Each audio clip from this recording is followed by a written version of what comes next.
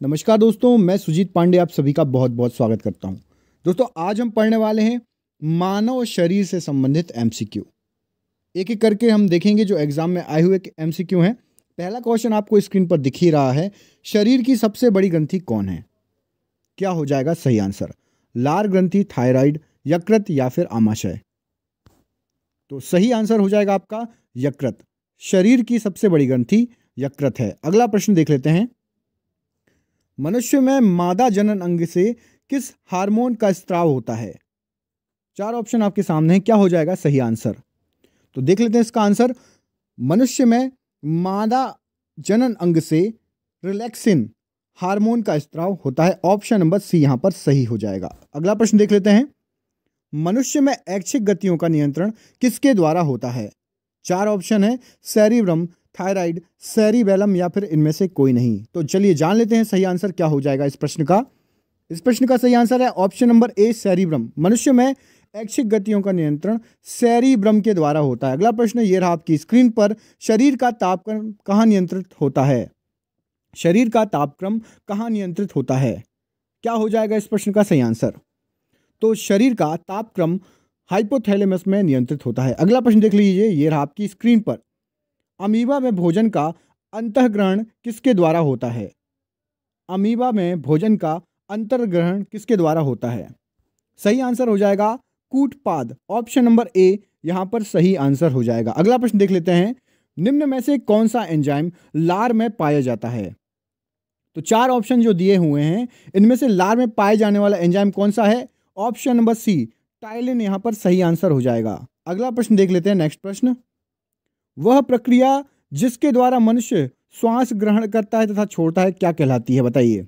श्वसन, स्वाक्षोश्वास, प्रश्वास या फिर निश्वसन? क्या हो जाएगा सही आंसर? तो सही आंसर है आपका स्वाक्षोवास। अगला प्रश्न देख लेते हैं। ये रहा आपकी स्क्रीन पर। ऊर्जा उत्पादन के लिए कोशिका प्रायः किसका उपयोग करती है? क्या हो जाएगा सही आंसर इस प्रश्न का? तो जान लेते हैं। ऊर्जा उत्पादन करने के लिए कोशिका प्रायः ग्लूकोज का उपयोग करती है। ऑप्शन नंबर बी यहां पर सही हो जाएगा, ग्लूकोज का सही आंसर हो जाएगा। अगला प्रश्न देख लीजिए। किस अभिक्रिया द्वारा पौधे में ऑक्सीजन बाहरी वातावरण से कोशिकाओं में पहुंचता है? क्या हो जाएगा इस प्रश्न का सही आंसर? तो इस प्रश्न का सही आंसर जान लेते हैं। विसरण के द्वारा पौधे में ऑक्सीजन बाहरी वातावरण से कोशिकाओं में पहुंचता है। सही आंसर है ऑप्शन नंबर बी, विसरण, डिफ्यूजन। श्वसन की अभिक्रिया में खाद्य पदार्थों की परिणति क्या होती है? क्या हो जाएगा इस प्रश्न का सही आंसर? तो श्वसन की अभिक्रिया में खाद्य पदार्थों की परिणति विघटन होती है। ऑप्शन नंबर ए यहां पर सही आंसर हो जाएगा। अगला प्रश्न देख लीजिए। खाद्य पदार्थों का पौधे में स्थानांतरण का मुख्य रूप कौन सा है? बताएं। क्या हो जाएगा सही आंसर? तो खाद्य पदार्थों का पौधे में स्थानांतरण सुक्रोज के द्वारा होता है, सुक्रोज के रूप में होता है, याद रखना। एक स्वस्थ मनुष्य का रक्तचाप क्या होता है? बताइए। एक स्वस्थ मनुष्य का रक्तचाप क्या होता है? तो सही आंसर हो जाएगा आपका 120/80। ऑप्शन नंबर बी यहां पर सही आंसर हो जाएगा। मनुष्य के मस्तिष्क की सबसे बाहरी झिल्ली है। क्या हो जाएगा सही आंसर इसमें? जो चार ऑप्शन आपको दिए हैं, तो मनुष्य के मस्तिष्क की सबसे बाहरी झिल्ली जो है आपकी ड्यूरामीटर, इसका सही आंसर हो जाएगा। अगला प्रश्न देख लेते हैं। ये रहा आपकी स्क्रीन पर। मनुष्य के सूंघने की क्षमता को नियंत्रित कौन करता है? बताइए। क्या हो जाएगा सही आंसर? मनुष्य के सूंघने की क्षमता को इनमें से कौन नियंत्रित करता है? तो सही आंसर है आपका option number B, olfactory lobe. घ्राणेंद्रिय पाली जो है वो मनुष्य की सूंघने की क्षमता को नियंत्रित करती है। अगला प्रश्न ये रहा। मनुष्य में बुद्धि और चतुराई का केंद्र क्या है इनमें से? तो मनुष्य में बुद्धि और चतुराई का केंद्र सेरिब्रम इस प्रश्न का सही आंसर हो जाएगा। रक्त में ग्लूकोज की मात्रा नियंत्रित रहती है। किसके कारण रक्त में ग्लूकोज की मात्रा नियंत्रित रहती है, ये बताना है। चलिए, तो ऑप्शन नंबर डी, इंसुलिन के कारण रक्त में जो ग्लूकोज की मात्रा है वह नियंत्रित रहती है। ऑप्शन नंबर डी यहां पर सही आंसर हो जाएगा। ऑक्सीजन इनमें से क्या है? बताइए। वसा, कार्बोहाइड्रेट, एंजाइम या फिर हार्मोन? क्या हो जाएगा इस प्रश्न का सही आंसर? तो चलिए जान लेते हैं ऑक्सीजन क्या है। तो ऑक्सीजन जो है एक एंजाइम है। ऑप्शन नंबर सी यहां पर सही आंसर हो जाएगा। जैव प्रक्रम के अंतर्गत कौन आता है इनमें से? बताइए। जैव प्रक्रम के अंतर्गत कौन आता है? बायो प्रोसेस के अंतर्गत कौन आता है? पोषण, उत्सर्जन, श्वसन या सभी? क्या हो जाएगा इस प्रश्न का सही आंसर? तो चलिए जान लेते हैं इस प्रश्न का सही आंसर क्या होना चाहिए। तो इस प्रश्न का आपका सही आंसर है ये सभी पोषण, उत्सर्जन, श्वसन, ये सभी जो है जैव प्रक्रम के अंतर्गत आते हैं। अगला प्रश्न देख लीजिए, गोबर छत्ता किसके अंतर्गत आता है बताइए। गोबर छत्ता किसके अंतर्गत आता है? परजीवी, स्वपोषी, मृतजीवी या फिर परासरणी। तो क्या हो जाएगा इस प्रश्न का सही आंसर? तो गोबर छत्ता जो है मृतजीवी कहलाता है।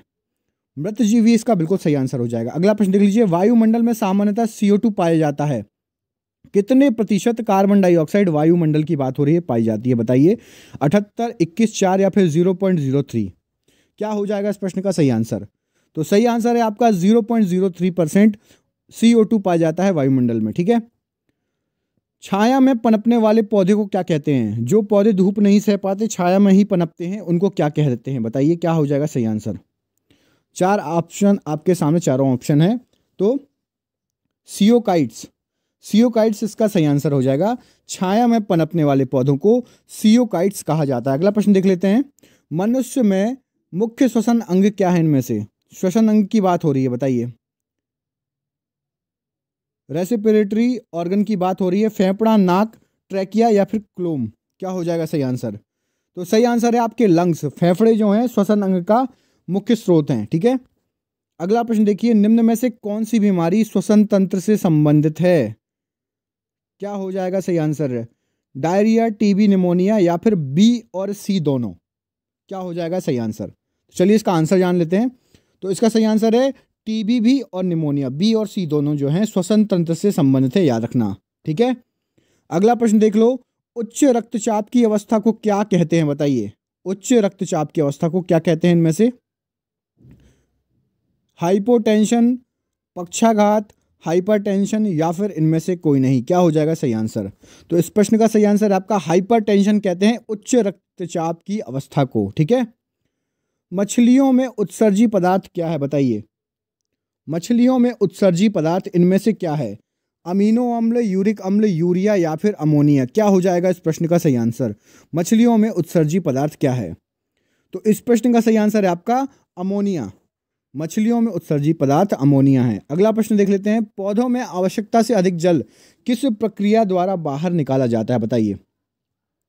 पौधों में जो आवश्यकता से अधिक जल है, इनमें से कौन सी प्रक्रिया है जिससे वह बाहर निकाला जाता है? अवशोषण, वाष्पोत्सर्जन, उत्सर्जन या फिर प्रकाश संश्लेषण। क्या हो जाएगा इस प्रश्न का सही आंसर बताएं। तो जान लेते हैं। तो भैया पौधे में वाष्पोत्सर्जन, ठीक है, वाष्पोत्सर्जन के द्वारा जो पौधों में अधिक पानी यदि आप डाल दें तो वाष्पोत्सर्जन मतलब उड़ जाता है हवा में। ठीक है। उससे इस प्रक्रिया से वह जल अधिक जो रहता है वह उड़ जाता है, बाहर निकल जाता है। निम्न में से किसे प्रकाश संश्लेषी अंगक कहते हैं? पत्ती, हरित लवक, स्टोमेटा या जड़। 4 ऑप्शन में से क्या हो जाएगा सही आंसर बताइए। किसको प्रकाश संश्लेषी अंगक कहा जाता है बताएं। क्या हो जाएगा सही आंसर? तो सही आंसर है आपका पत्तियों को कहा जाता है प्रकाश संश्लेषी अंगक। याद रखिएगा, बहुत ही ज़्यादा इंपॉर्टेंट क्वेश्चन था ये। ठीक है। पौधों में गैसों के आदान प्रदान के लिए क्या रहता है बताइए। गैसों के आदान प्रदान के लिए पौधों में क्या रहता है? जड़, रंध्र, टहनी या फिर तना। क्या हो जाएगा इस प्रश्न का सही आंसर? तो इस प्रश्न का सही आंसर है आपका रंध्र। पौधों में जो गैस रहती हैं, गैसों के आदान प्रदान के लिए रंध्र रहता है, रंध्र इसका सही आंसर हो जाएगा। फेफड़े का आकार कैसा होता है? 4 ऑप्शन आपके सामने हैं, गोलाकार, बेलनाकार, शंक्वाकार या फिर अंडाकार। क्या हो जाएगा इस प्रश्न का सही आंसर? तो फेफड़े का जो आकार होता है वह होता है आपका शंक्वाकार। फेफड़ा जो है शंक्वाकार का होता है। दोस्तों ये थे शरीर से, मानव शरीर से संबंधित प्रश्न। ऐसे बहुत सारे प्रश्न हैं मानव शरीर से संबंधित। यदि आपको आगे भी चाहिए तो वीडियो को लाइक जरूर कर दो, अभी कमेंट करिए कि यदि आगे वीडियो चाहिए, और दोस्तों के साथ शेयर कीजिए, तो हम आगे मानव शरीर से संबंधित और भी आपको MCQ लाते रहेंगे। तो कैसा लगा वीडियो कमेंट करके जरूर बताना। मिलता हूँ अगले वीडियो के साथ, तब तक के लिए बने रहिए मेरे साथ। मैं सुजीत पांडे आप सभी का दोबारा बहुत बहुत स्वागत करता हूँ, और ऐसे ही ऑल एग्जाम गाइड गुरु को सब्सक्राइब कर लीजिए अच्छे अच्छे वीडियो देखने के लिए। तब तक के लिए बहुत बहुत धन्यवाद दोस्तों।